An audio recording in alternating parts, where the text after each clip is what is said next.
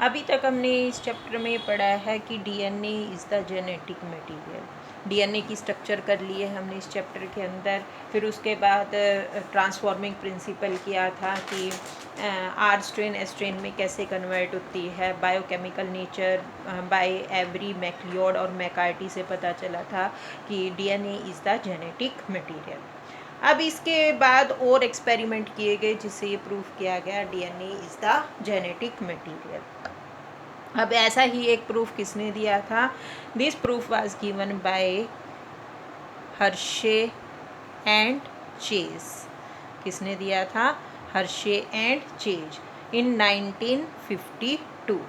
So this experiment is called the Hershey and Chase experiment. Hershey and Chase ने क्या किया था? They infected the bacteria with virus. The virus which affect the bacteria are called the bacteriophages। बहुत important है, बार बार आएगा ये word. What are bacteriophages? Bacteriophages क्या होते हैं? Viruses which infect bacteria are called bacteriophages। बहुत इंपॉर्टेंट है। जिस तरह से वायरस ह्यूमन बींग्स के अंदर दूसरे एनिमल्स के अंदर इन्फेक्ट करते हैं, इसी तरह से कुछ वायरसेस ऐसे होते हैं जो बैक्टीरिया को भी इफेक्ट करते हैं। Such viruses are called the bacteriophages. Bacteriophage जो हैं बैक्टीरिया से अटैच हो जाते हैं और फिर उसकी अंदर एंटर करते हैं बैक्टीरियल सेल के अंदर और वहाँ पर मल्टीप्लाई करते हैं। तो हर्शे एंड चेज ने क्या डिस्कवर किया था? उन्होंने ये डिस्कवर किया था कि वेदर इट वाज प्रोटीन और DNA from the virus that entered the bacteria. अगर किसी को स्ट्रक्चर याद है तो वायरस की स्ट्रक्चर क्या होती है? Virus has a protein code. Generally ये कोई भी वायरस है, ये इसका क्या है? Protein code. +1 में था मेड अप ऑफ कैप्सोमियर, और इसी के अंदर क्या है? ये जेनेटिक मटेरियल। सबसे पहले उन्होंने क्या किया? वायरस को ग्रो किया। They grow virus in lab. कैसे ग्रो किया? एक मीडियम तो उन्होंने ले लिया जिसके अंदर क्या था? रेडियो एक्टिव फास्फोरस था। कुछ वायरसेस को इसके अंदर ग्रो किया जिसके अंदर क्या था? Radio active phosphorus. दूसरे वायरसेस को उसमें ग्रो किया जिसके अंदर क्या था? रेडियो एक्टिव सल्फर था। अब जब इनको उन्होंने एनालाइज किया फास्फोरस और उस दूसरे मीडियम में, virus grown in the presence of radio active virus phosphorus, जो फास्फोरस में ग्रो किए थे कंटेन रेडियो एक्टिव डीएनए। इन वायरसेस में क्या था?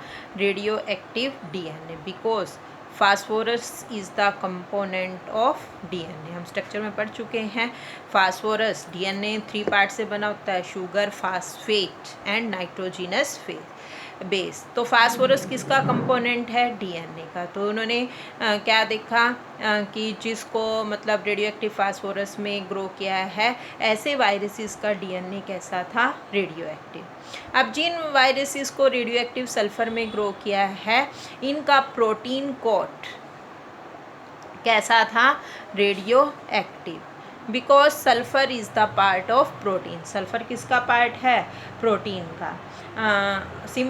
Radio active protein and do not radio active DNA because DNA does not contain sulphur. अब इस तरह से उसके पास 2 तरह के वायरस आ गए थे। एक तो ऐसे वायरस थे जिनमें क्या था? रेडियो एक्टिव डीएनए था, और दूसरा वायरस क्या था? जिनके पास रेडियो एक्टिव सल्फर था। अब उन्होंने इन दोनों वायरसेस को क्या किया? They infected the bacteria with this viruses. ये बैक्टीरिया है हमारा ई कोलाई बैक्टीरिया। कौन सा bacteria? E coli, human intestine में मिलता है। इस वायरस को उन्होंने क्या किया? इस बैक्टीरिया को वायरस से इन्फेक्ट किया। सबसे पहले इस वायरस को इन्फेक्ट किया रेडियो एक्टिव सल्फर से, रेडियो एक्टिव फास्फोरस, क्योंकि मैंने ऊपर फास्फोरस लिया ना। इसका डीएनए कैसा है? Radio active. और इसको किससे किया? रेडियो एक्टिव सल्फर वाले से। ठीक है। तो अब ये क्या करता है, वायरस जब इन्फेक्ट करता है तो ये अपना डीएनए बैक्टीरिया के अंदर डाल देता है। बैक्टीरिया गया, ये इसके साथ मल्टीप्लाई करेगा। इसी तरह से ये सल्फ़र वाला बैक्टीरिया भी इन्फेक्ट किया, तो इसमें भी क्या हुआ, ये हुआ। फिर उन्होंने इसको क्या किया, ब्लेंड किया। Then the infection proceed, the viral coats were removed, कि जो वायरल कोट था बाहर, इसका कोट कवरिंग थी, it is removed by blending.